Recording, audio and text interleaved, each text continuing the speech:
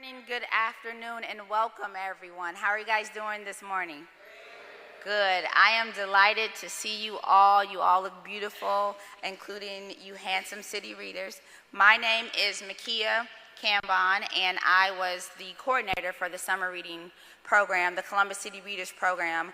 This is our fourth year. I think that is awesome. This is our fourth year. Let's applaud that.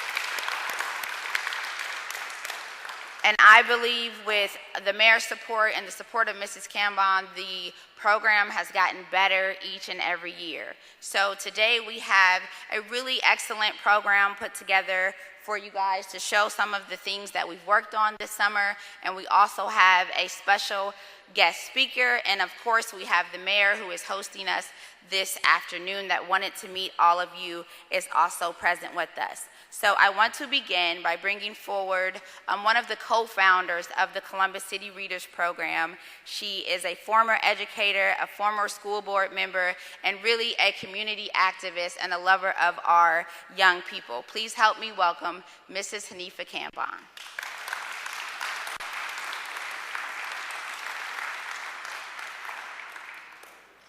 Good morning, everyone. Good morning again, and thank you, third of three daughters, okay? I'd like to welcome all of you here today. You do look beautiful, as Makia indicated. It seems like only yesterday that I approached our mayor, somewhere around 4.5 years ago, asking him, what can the city do to increase literary awareness among our males? I had just attended a conference in Boston, I think it was, and there were several initiatives about male graduation rate, male dropout rate, all of those challenges that we often read about in the newspaper. And so I came back to the mayor and I said, what can we do? And he said, what do you have in mind, Ms. Cambon? And I said, well, I attended this conference and they were talking about ways that we can ensure that our young men do not drop out of school, and so I like to focus on reading. And again, he says, what do you have in mind? And I said, what about a summer reading program where we introduce young readers to a variety of literary writers and then have them discuss it? And yeah, that's probably been going on for a little while in this country, but I wanted to add something a little different. Mrs. Cambon, as my daughter said, I'm a retired school teacher. I didn't want to be the key component. I wanted male mentors.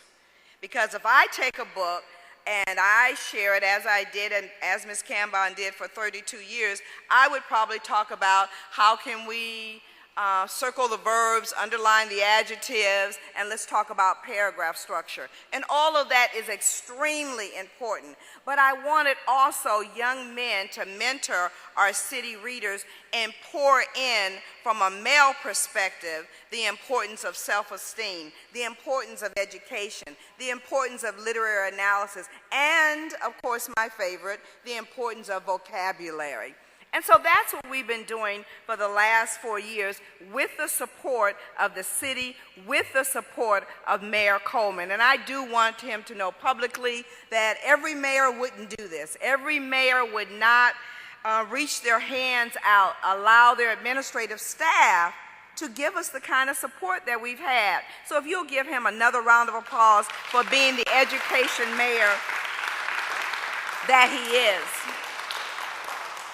And I want you parents, both those that have been here for a while as well as our new parents, to know that we attack a variety of books. One of the books that I really love, 50 Things Every Gentleman Should Know, The Other Wes Moore, Getting Out of My Own Way, The Butler, Steve Covey's book, the name escapes me right now. But we read those kinds of books. And what was most important to me when I shared with the mayor and I share now, I want you to deposit in them during the summer something that they can move forward with in the classrooms, in the fall, in the winter, and again, we'll see them again next summer. And so that's what we've done, and we think we've been pretty successful. My mentors have been fabulous. The mentors are young men and senior men like yourselves that are sitting in the audience. These are men that come from a variety of professions, that their passion also is to make sure that if you start kindergarten, you graduate, okay? Thank you. And you graduate from high school on your way to college to graduate from college as well. And so that's why attacking the literary and the vocabulary and the comprehension was very dear and important to me. So that is the history of City Readers. It is in its 4th year, and we've had a wonderful time. And if nothing else has been consistent, the mentor component has been consistent, and we're very proud of that. This year, we did not go out of town to seek an author.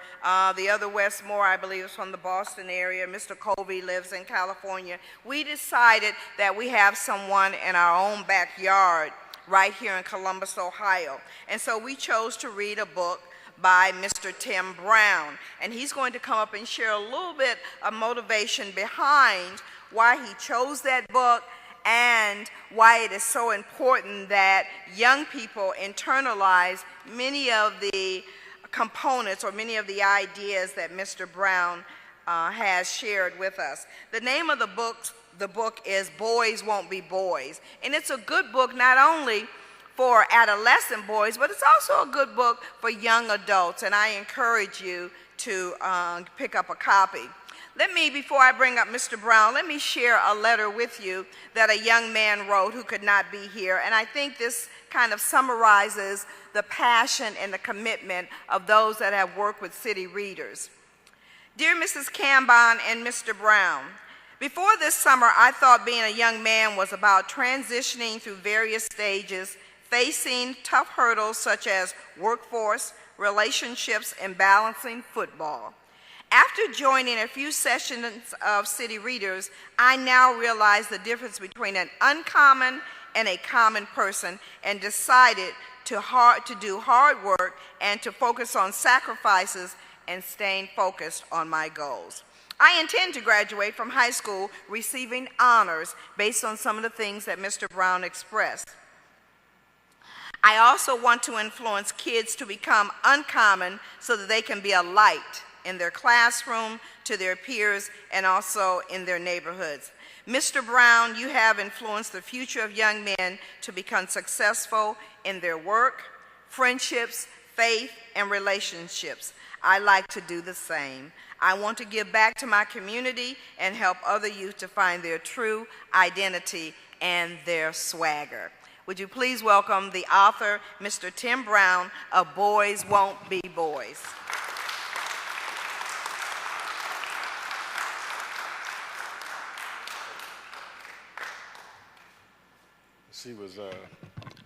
She was reading that. I was thinking, wow, who's she talking about?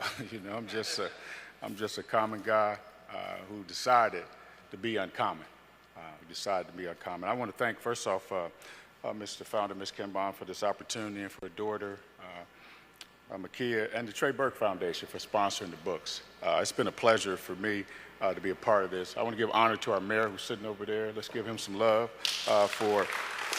and I want to commend him for his continued belief in empowering the citizens of this great city to be successful, but most importantly, making a commitment to young men. It's one thing to talk about boys. We do a whole lot of talk about boys, but it's one thing to put your time, your effort where your mouth is, you know. And we're excited that the mayor has chosen to do that. Young men, I want to thank you for being a part of my dream. This whole book started with a dream. It started with a dream. I've been involved with young people for over 3 decades in this community. I have taught 5th grade boys, been blessed to teach 5th grade boys. I taught Sunshine Christian Academy. I taught boys for 6 years. Also, I'm blessed to have 3 children, and I have 2 boys. One's 28 and one's 20, and they're part of what I call the Brown Nation. We're a nation of Browns. I'm not just raising good boys to be good men. It's going to happen because their dad's a good man. And I make sure they understand that. But I tell my boys this, is that you're part of the Brown Nation, and we're building a nation. And we're building a nation that's going to inspire others to be successful. I have a son who's a banker. He's at Fifth Third Bank. And I tell my boy that you're a banker, you know all about money. So you have to share that with somebody else, how to invest money, how to save money, but most importantly, how to give back money, how to figure that out. So I'm excited to be here and be part of this. But now for the boys, I want to encourage you, young men, to use the book as a reference point and to live uncommon in a common world. And this is what the book is all about. We talked about uncommon friends. We talked about uncommon swag. We talked about uncommon character. We talked about uncommon foundation. We talked about girls. Somebody can say amen in a minute. But we talked about uncommon relationships, not friends with benefits, but uncommon relationships. And I tell the boys, the most important thing that you have to give to a young lady is your name. I've been married for 30 years. My wife, when we got married, she had to give up her name. Her name is, she's a Fields. And you know anything about the Fields in Columbus, it's a powerful name. But I'm a Brown. I'm a Brown. She had to give up that name. But in order to give up that Fields name, my name had to be worth something. It had to be of value. And I want to share with these young men, you are valuable. You are valuable. I don't care what the world says about you. You are valuable. We need you. We need you. You are valuable. I think for too long, we look at a boy with his pants off his butt and we talk about him. He's not going to be anything. But you boys are valuable. You're valuable. I'm going to speak life into you, not death. Not death, but life into you. So as I conclude, we come full circle. This book is about changing your life, about becoming a young man who is ready to be the next great leader in his family, at his school, in his community, and in the world. By following the principles in this book, you will be empowered to live uncommon. You are now free to live out the uncommon life. And this is my challenge. I'm calling you out, pushing you to be better than the common world around you. Dream bigger, set higher goals, go for it, act uncommon, talk uncommon, live uncommon, even in a common world. I want to leave you with this challenge. Remember, you are valuable. You are part of a nation, and you have to protect and value your name. Gentlemen, I wish you great success as you travel this journey of living an uncommon life. Thank you.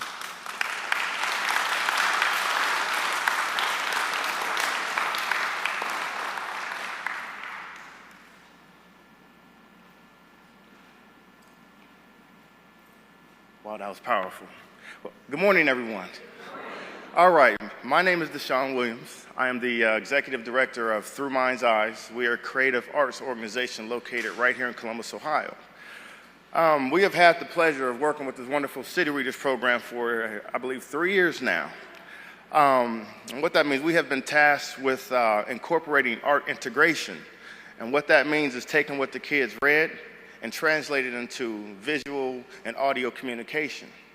And that's important because it allows the kids to think, problem solve, and create. And those are key components to growth of young men and just, we as individuals. Like I said, it's been a pleasure working with the program. We want to just thank everyone that's been involved in this program, the kids, the parents, the City Readers Organization, Ms. Cambon, Makia, Mayor Coleman. We just look forward to the continual growth of the program, and anything we can do to be of value, we're here. Thank you.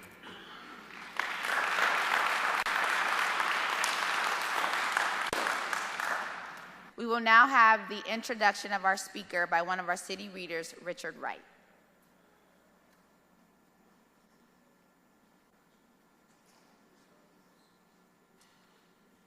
Good morning, everyone.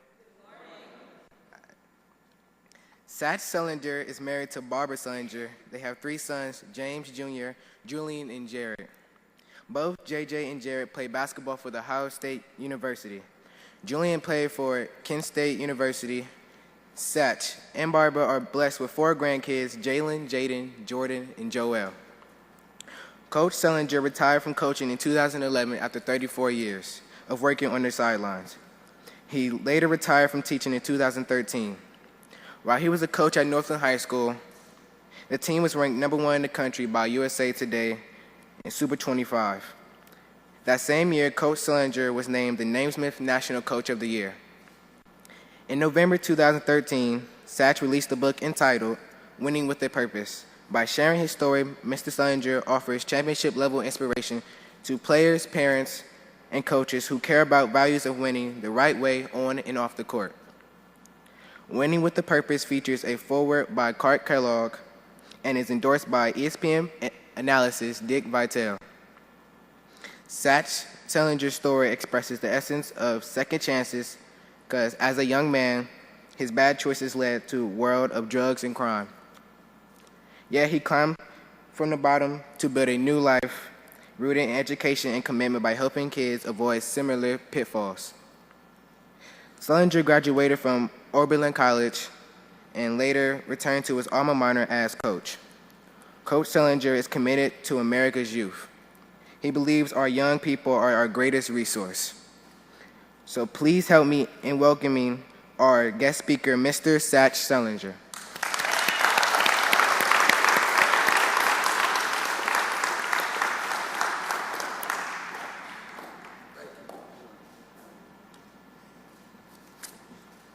Good morning. Good morning. I usually don't need a microphone because I got the coach's voice. I'm used to my guys hearing me in a crowded environment, so I'll try to keep it. I get excited and I have a bunch of enthusiasm when it comes to talking about our young people. You know, we come here today and we celebrate everything you've done. But if we don't leave here with a goal, we don't leave here with a purpose, if we don't leave here with a plan, then all we're doing is describing the water as we drown. We must get involved, we must get active, we must be committed to our young people because our greatest resource is sitting right here in front of us. Our numbers as we get older get smaller, and there's augments because the young people are being born and growing up. And we're one day going to turn this wonderful city and this country over to our young people. So we need to talk about the things that we need to do to be successful, not just describe what the problem is, but let's come up with a solution of what we can do to make things better for everyone else. The first thing is we must start learning to live our lives with purpose. What's the difference between a goal and a purpose? Goals are self-serving. Goals serve me. If my goal is to get from here to this table, once I reach that goal, what's left? It's over. And see, we're too goal-oriented. We need to start learning to live our lives with purpose. Purpose is what we can do to serve others. And you can always find something to do to serve others. Every day that I wake up, God's blessed me with an opportunity of making someone else's life better. If I'm involved in this great ceremony this morning of the city readers, and when I leave here, if I didn't contribute to your life to make your life better, then I've wasted all of our time. So I hope we get something from it. Let me give you an example of what I mean by that. I taught sociology in high school. I had young men come to my class that wouldn't go to other people's classes. Why did they come to my class? Was I a special kind of guy? No, I wasn't special. You know what? They were special. It wasn't about me. It was about them. And I would tell the young people in my classroom, if you don't come to class, I can't teach you. But if you come and you sit in my class every day, and you leave here and you haven't learned anything, you didn't fail me, I failed you. And see, and that's the approach we have to take, adults, when we come to our young people. Let me tell you something.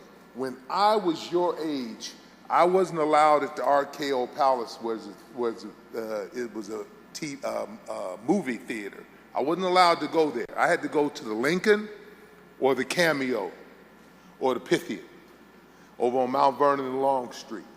Y'all have no clue about that. Y'all have no idea of all the whites, blacks, all type of people that were committed for us to have the right to read and write. Because there used to be against the law for black males or black people, period, to know how to read. Because a person is no more than what they feed themselves mentally. I'm going to ask you young people the same question I used to ask my classes.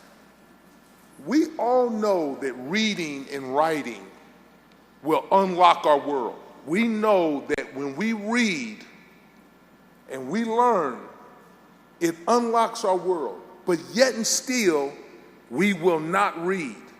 Why? What is it that dominates us so much mentally that we know where the key's at, but we refuse to pick it up and turn it. Reading and writing will unlock your world, but yet and still, we don't read. Why don't we read? Because we're no more than what we feed ourselves mentally, the music that we listen to. You'll say to me, oh, it doesn't bother me. You know, I hear it, but that's not me. Well, here's my response that I'd always have with my classes. How many of you would love to live in Gaza Strip right now? And you would say, no, not me. Why? Because it's too violent over there. Okay, let me tell you something. There's young people in the Gaza Strip right this minute that can't wait for something to end so they can go out and hang with their buddies and their friends and go live the same life that you want to live. But yet and still they find their way through the maze. Why do they find their way through the maze? Because they've been fed violence so much that they accept it. And they're going to do the same things with their day that you're going to do with yours. They're going to go find a friend's house to go to. They're going to go find a place to hang out just like you do. But we look at it because we haven't been fed that violence. We look and say, whoa, I wouldn't want to be there. But when you're fed that, it becomes part of you. That's what the music does to us. That's exactly what the music does to us. We have to find a way. We have to find a way to kick that to the curb in your terms and find a way to get through the maze and to make it. Let me tell you something. You are important to me. If you sit in my classroom, if you're around me, and if I haven't influenced you in any way, then I've wasted my whole day. I wake up every day trying to find a way to find some way to make someone else's life better. Sometimes all it is a smile. And then sometimes it's an opportunity to talk to you and to get you to realize that you're the key, you're the future for us, and that we need to invest in you, and that you have a responsibility to us to get it done. Let me give you an example of what I'm saying. We have systematically been eliminated from our history.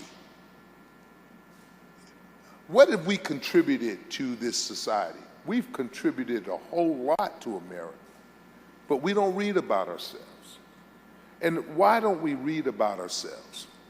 Well, when I use my phone and I want to go somewhere, I can put in the address that I want to go. Am I right? And these phones will get me there, won't they? But let me ask you a question. What's the most important address in that phone? Does anybody know? It's not where I'm going. It's where I'm coming from. Because if the phone doesn't know where I'm coming from, it can't take me where I'm going. So what's happening is we don't know where we're coming from. We know where we want to go, but we can't get there because the GPS just won't hook it up. And with reading, you can find out about the Malcolm X's. You can find out about the Dr. Martin Luther Kings or the Fred Hamptons. That's what I taught in my sociology class. When you came out of there, white, black, green, purple, you had an understanding that we all have a commitment to this great country to make it move forward. And we as black males have a responsibility to do it because no one's going to do it for us. And it unlocks your world when you read. We have to learn to read because when we read, we're reading organized thoughts. No one's publishing a book that's not organized. It's not grammatically correct. So the more we read, the better we can write. Let me give you an example. There's not one kid in Columbus that can't do math. When we tutor kids to do math, we tell them, well, son, all you got to do is multiply this and divide it by so-and-so and then subtract this, and the kid can go ahead and do the math. But when we put that test in front of them, I can't tell them what to do. They have to do what? They have to read it. And because we don't read, we don't understand product means multiply. So we sit there and they say, but they don't know the math. Look at the drug dealer. He knows math. He runs his drug business better than Sears and Roebuck. But yet and still his energy is in the wrong channel. And we have to find a way to take that energy and to move it in the right direction. Reading is so important. It is so important. And then the next thing I want to talk to you about is time. That's man. Everything that comes to us, all information comes to us in words and or numbers. Let me give you an example of that. You go buy a bike. It's not assembly. They give you directions to put the bike together. If you can't read, then guess what? You have to pay somebody $60 more to put your bike together. People are making a living off of everything you do. So everything comes at us in words and numbers. If you can master words and numbers, you could teach yourself how to become a surgeon and never attend one day of college. That is the truth. Now, why don't we read? Why don't we take time? It's what we have been fed mentally. And we have to, anything that's been learned can be unlearned. What we have to do is we have to quit complaining. Complaining, and I'm going to use the example again, all it does, when you just complain, all you're doing is describing the water as you drown. Don't you want a life jacket? Don't you want someone to send you a rope to get you out of there? Well, quit complaining. Come up with a solution of what it takes. And quit pointing your finger at someone else. Because every time you point your finger at somebody, you got three coming right back at you. It still boils down to you. When I coached my basketball team, guys would say, Coach, man, if Johnny would just do so and so, we'd be a better team. I said, hold. If you just did what you're supposed to do, we're automatically a better basketball team. You let Johnny work on him, you work on you. My job is to work on all of you. That's not your job. You see, and so what we have the tendency of doing is the blame game. I call it the pity pot. There's nothing on the pity pot. All you have to do is do what you have to do. Now, here's how you get through that. See, we're all going to make mistakes. I used to sell drugs. But when I changed my life and put God in my heart, God found a way to use a negative and turn it to a positive. When I walked the halls of the school, I knew why I was there. I knew that I was the coach and that I was the teacher, whether I was at Kroger's, Giant Eagle, or Myers, or Jaquetta's, standing in line. I had to do it the right way. I knew that I could never ask a young person to do anything that first I wasn't willing to do myself. Number one. Number two, when I got my second chance, and I'm not saying third chance or fourth chance, I'm talking about my second chance to this thing called life, I told myself I wasn't going to waste that. See, Judge Clifford Rader was sentencing me, and I had a coach named Pat Penn at Oberlin College. They went to court with me and said, Judge, if you give this young man a second chance, I'm going to take him about his community. I guarantee you, when I bring him back, he won't be the same. And that's what Pat Penn did. And after 34 years of coaching, I said to myself, if I have one player feel towards me what I feel for Pat Penn, then I would have had a successful career because he meant that much to me. Pat Penn changed my life. So I came back home I changed my last name from Adams, my stepfather, to Sullinger, my real father. And so because my stepfather, and this is God, I want y'all to follow this pattern here when your heart's right, what God does to change your life. Because my stepfather didn't legally adopt me and just put me in school as Adams, when I changed my name back to Sullinger, I didn't have to go through the courts. So all I do was just show a birth certificate, and Oberlin College said Sullinger. If I come back home, that drug dealer's dead. Until I moved up the rung and became the head coach at East High School and somebody else wanted that job. And they said, his last name ain't Sullinger, his last name is Adams. So downtown was having a meeting on me to send me to the state board and revoke my teaching certificate because I was a felon.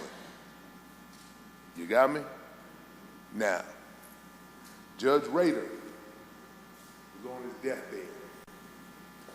He got up off his deathbed, and my attorney was Otto Beatty, and met me downtown and expunged my record.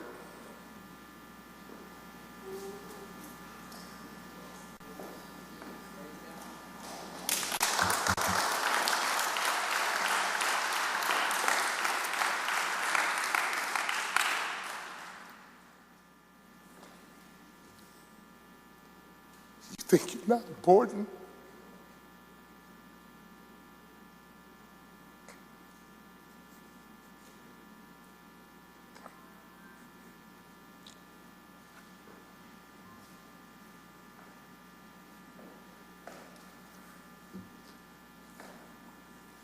There's no way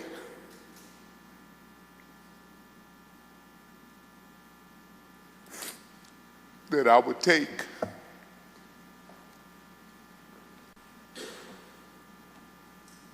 that man's values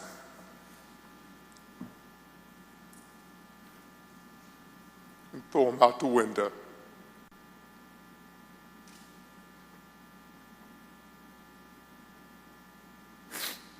I'm committed to you.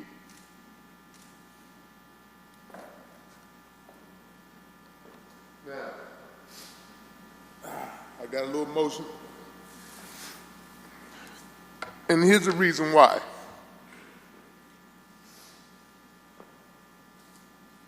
November the 14th of 2013, it's not even a year, is the first time I was able to present my whole self.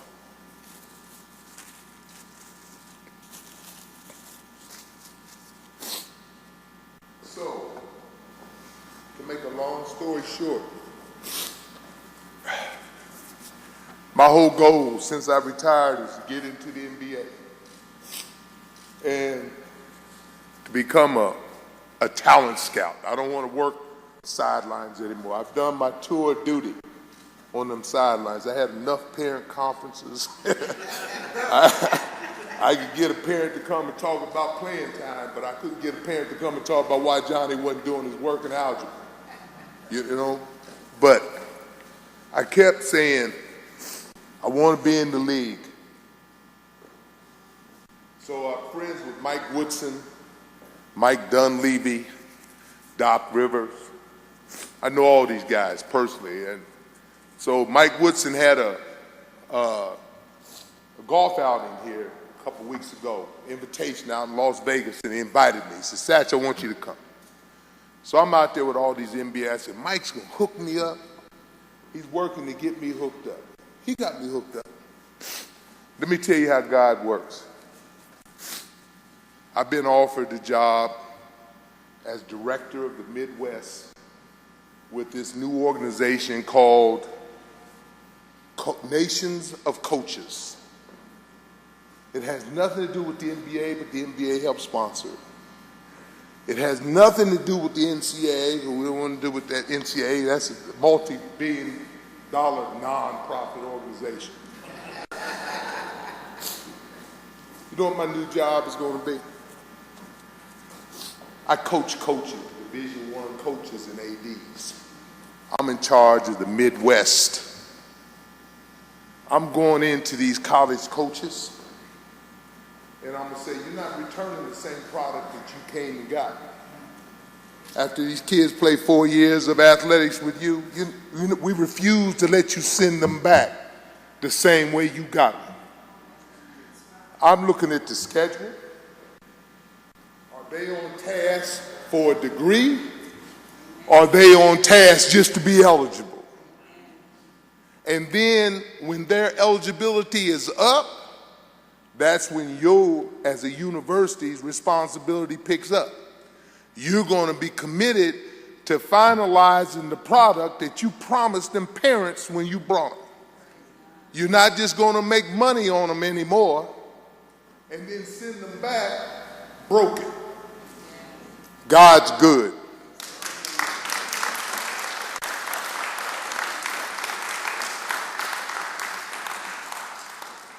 And that's Clifford Rader.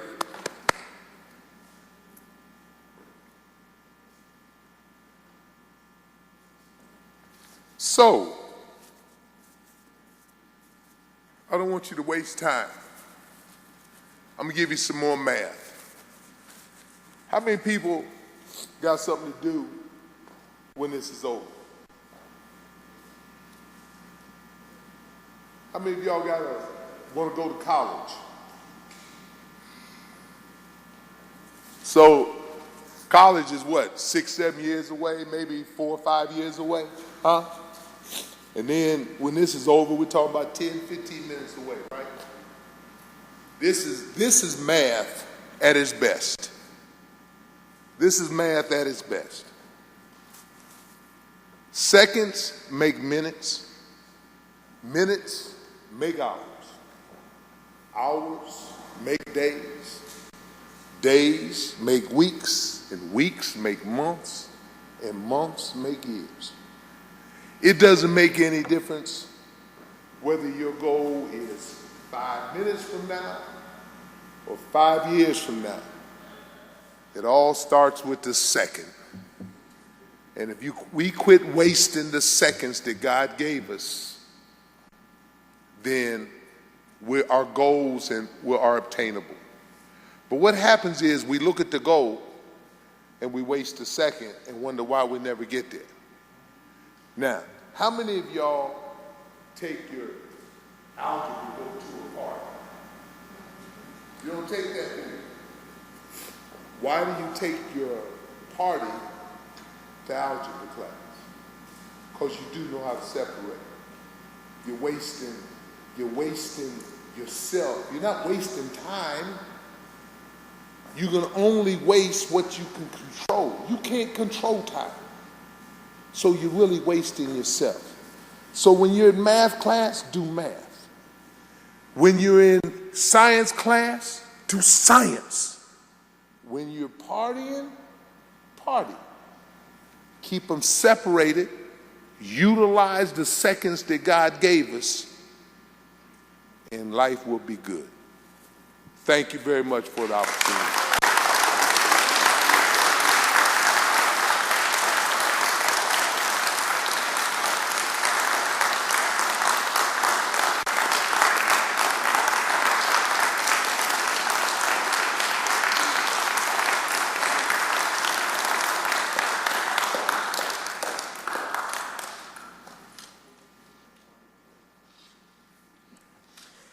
Good morning, everyone. My name is Zachary, and I'm in the 8th grade at Oakstone Academy. This is my first year at the City Readers Program. Since taking office in 2000, Mayor Michael B. Coleman has built Columbus's reputation as one of the best cities in the nation by building stronger, safer neighborhoods and creating jobs by maintaining a higher quality in life. Columbus is the 15th largest city in the nation. Mayor Coleman is the longest-serving mayor in Columbus history, and he is the longest-serving African-American mayor mayor among major U.S. cities. Mayor Coleman is the co-founder of Columbus City Readers Program, and he's a huge supporter of developing the young people in this city. He's a great role model for all of us. So without further ado, please help me welcome Mayor Michael B. Coleman.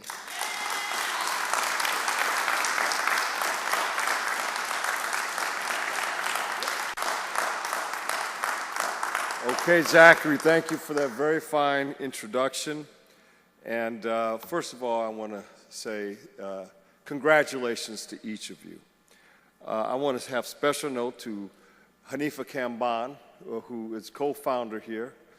This was her idea, and she has done a marvelous job in shaping it for these young folks. And then Makia Kamban. Makia, where is she? Over there. I've known her since she was a little girl, and she's grown up to be a magnificent, beautiful, incredible woman who has done great things for this community, and I'm so proud of her to see her over the years. Just incredible. And then Satch. That was absolutely incredible. Don't you think?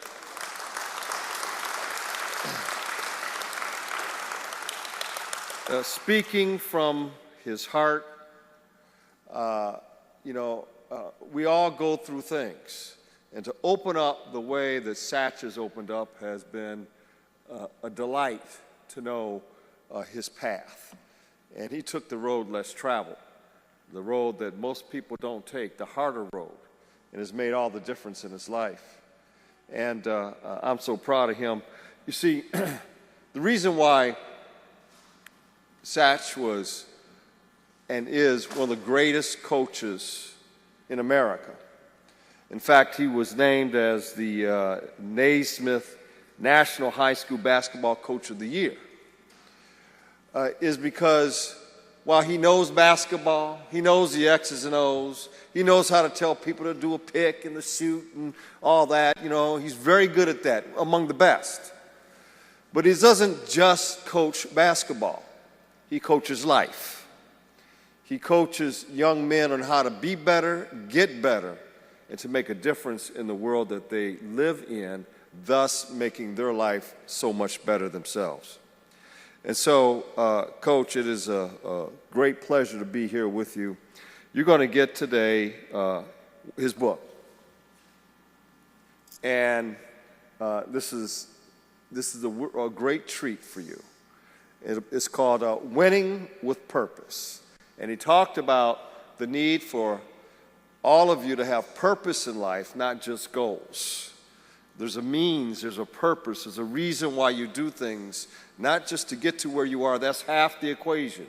The other half is to have a purpose along the way and when you get there. So, and I think, when I think of Coach Sullinger, I think of one of my favorite poems.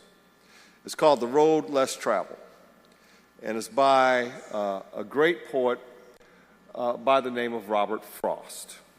And it's a short poem, and I'm not going to read the poem, but I am going to tell you the story of the poem.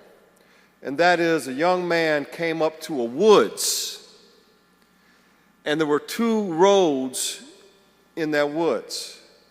And one of those roads was a road that everybody took. It was well-trodden, and lots of people walked that road. It was the common road, right? It was the common road. And then the other road was a more difficult road. It had leaves on it, it had branches on it, it was tougher to get through, but it had a purpose. That was the uncommon road, Tim, the uncommon road.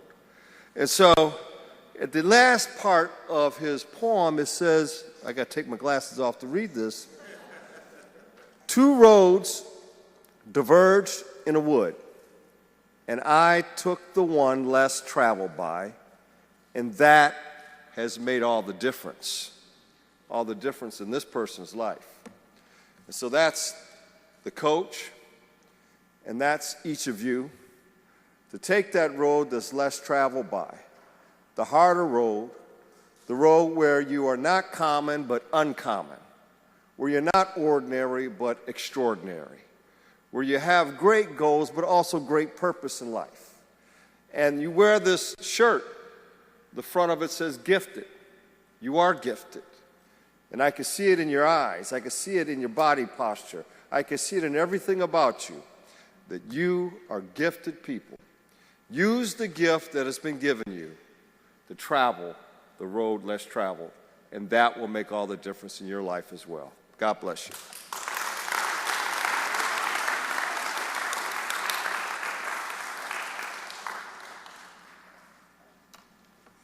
Thank you to Mr. Sellinger and Mayor Coleman. I think we've had some really encouraging words today. Do you agree? Yes. So whatever you have to do after this, you should definitely feel encouraged and energized. Now brings us to almost the end of the program, where we would like to present a few items to our city readers and also to our mentors. This program takes a lot of support from individuals as well as organizations. So I want to invite a few people before you to congratulate you as you come through the line. First, I'd like to ask Mrs. Cambon to come forward, and let's celebrate her, each one of these people.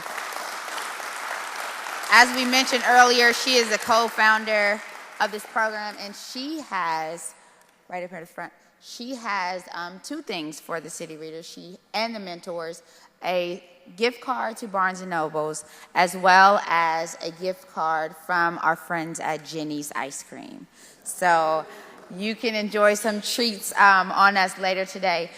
Second, I would like to welcome Mayor Coleman. He has certificates for all of our city readers to present to you. Third, I'd like to ask Kim Madison to come forward. He is one of our mentors, and he has called all the mentors and recruited mentors and done a lot of work this summer. So he will have a book for the students. One of the books we like to share each year is 50 Things Every Young Gentleman Should Know. So everyone that goes through this program will have this book. Of course, you will also receive Winning with Purpose, and we have author Sat Sellinger here, who will also sign the books for you later if you are interested. I want to acknowledge we have 3 local authors. As Ms. Cambon said, we decided to focus on local authors this year. There's a lot of talent here in Columbus, Ohio. So Mr. Javier Sanchez came to speak to us at one of our meetings, and he is the author, along with Mr. Shorts, of a book called From This Moment On. And it has a lot of inspirational information in there for the boys, and each boy that was in attendance on that day received his book. So Javier and Marshall Shorts are co-authors of that book. Also, we had another author, Mr. Cortez Harris, who is a recent graduate of The Ohio State University, and he also wrote a book of poetry, and he shared some pieces with us during our meetings, and he is here to give each student a book as well. So I believe that's a lot of people, but I wanted to acknowledge them all, and I want them all to be a part of congratulating all of our city readers. So if you could please make your way forward, that would be awesome. Perfect. All right, the first city reader we would like to recognize is Xavier Barnes.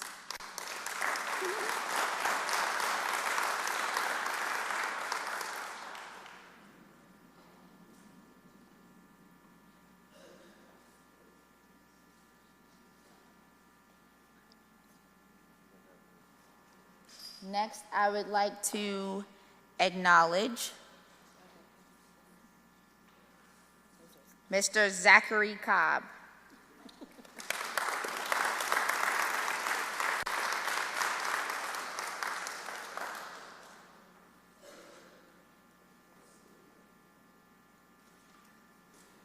He would be the very last one in the pile, right? Okay. Xavier, come get your certificate, please.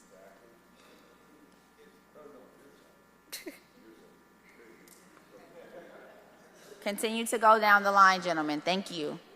Next, we would like to recognize Isaac Henn.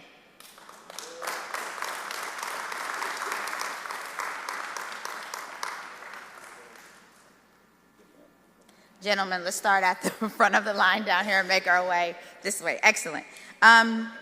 Jordan Johnson.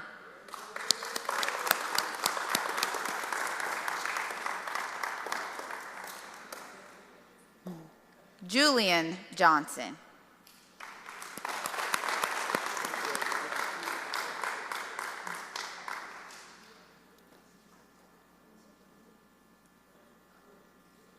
Tyrone Johnson.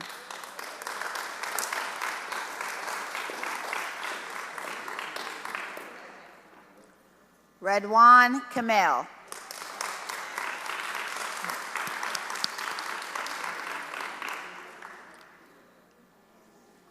Amari Simmons.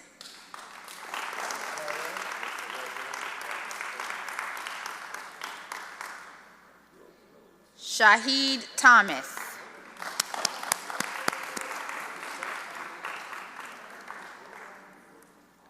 Brian Williams.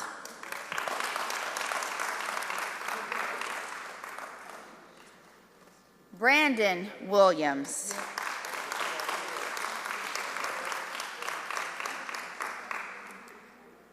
Caleb Williams.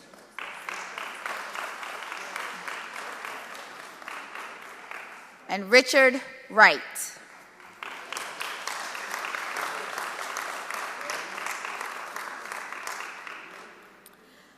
As we mentioned, I also want to acknowledge the City Readers mentors and volunteers. They were there just about every Saturday during the summer, a summer Saturday, to come out and invest into these young men. So first, I would like to recognize one of our City Readers mentors, Mr. Eric Green.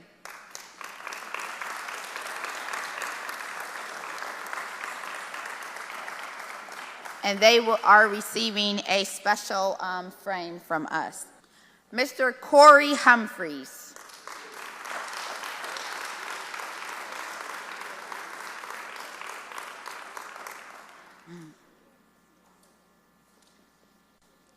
Mr. Edwards Julian.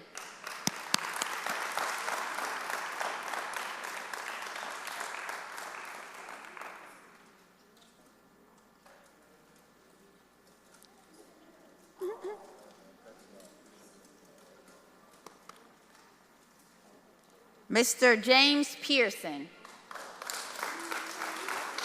And Mr. Pearson has been with us all 4 years. So we want to celebrate him. He's been with us since day one.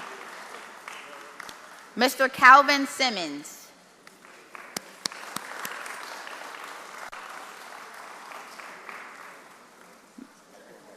Mr. Kevin Timms.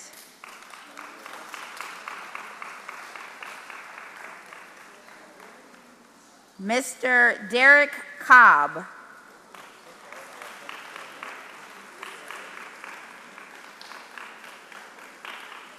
Am I missing any mentors in the audience? Am I missing, what's your name? You're on our list though. Tell me your name. Love. Mr. Lewis Love, correct? Mr. Lewis Love, please come forward.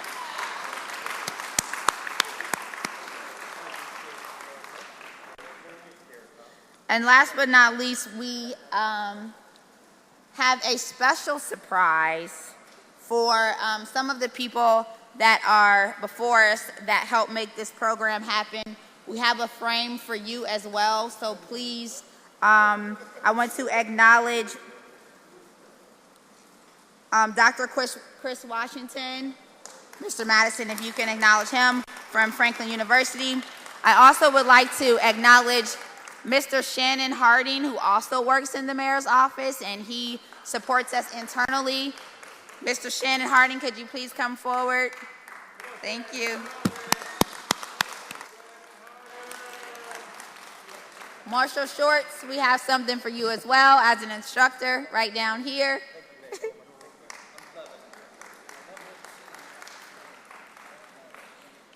Again, Mr. Tim Brown.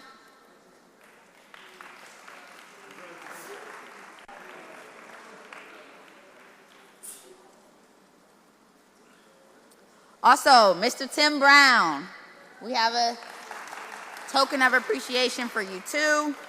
Mr. Sean Williams, Mr. Cortez Harris. Did you give your book? Did you give your book?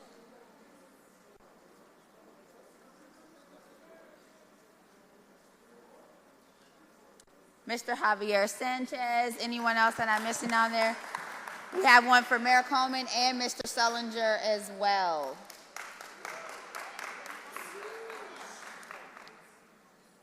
Yes, Miss Ardella is one of our volunteers, and she has also been with us for 4 years, so please, let's celebrate her as well.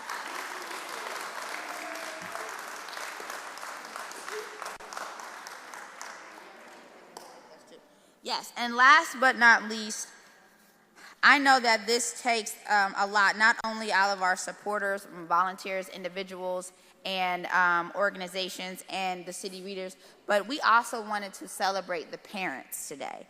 We understand that you are the ones that wake them up on Saturday mornings and make sure that they get here safely and they're prepared, they have done their assignments. So please, if one representative from each family could please make their way forward. We have a book, which is the parent version of 50 Things Every Gentleman Should Know, and it is called How to Raise a Gentleman. So we have a book for you as well. So parents, please make your way forward to receive a book as well.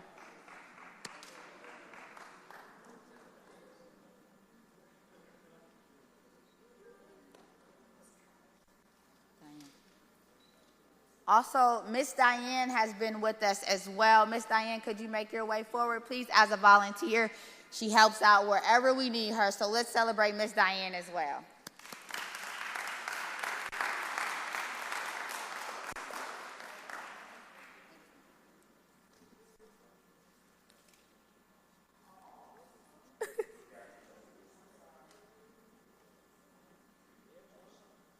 In closing, I'll invite Ms. Cambon up to the mic as well, but I want to get a quick picture of everyone right where Mr. Sullinger is sitting, all the city readers and volunteers and mentors. Do you have any final remarks? Okay, immediately following Mrs. Cambon's final remarks. Thank you. Let's give all of our participants, family members, volunteers, everybody a round of applause. Thank you all so very much. In our past 4 years, we've really touched about 200 lives of young men, and even as we begin this fall, we're going to have a series of workshops. So mom, dads, and young men, this isn't the last session. We will start in the fall, probably maybe at Franklin University, but I'll keep you posted. We need to continue to pour into you what the mentors have already started. And again, I want to thank all of the supporters, the Trey Burke Foundation, Jenny's Ice Cream, Barnes & Nobles, and again, Makia got it honestly, didn't she? Let's again give her a round of applause.